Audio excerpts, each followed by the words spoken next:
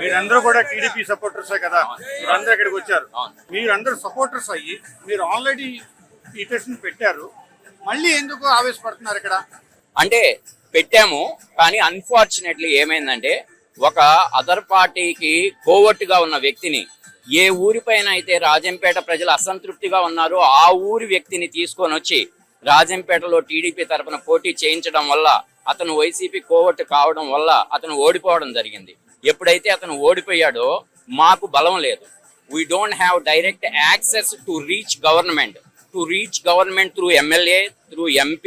No MLA from Rajampeta who is from the government, no MP from Rajampeta who is from the government, which is unfortunate situation. So because we do not have any access to MLAs or ministers, and from that place there is a minister who has strong weight, we are not against that place, but what all we are asking is we need justification to Rajampeta, which has each and every qualification to become a district. So at least ikkada vachi Lokesh gariki chepdamani, even though we are from TDP, like I said, we do not have access there, we do not have a way to share our emotion. So అందుకని ఇక్కడికి వచ్చి ఇక్కడ memorandum ఇచ్చేదానికి ready అవుతున్నాం.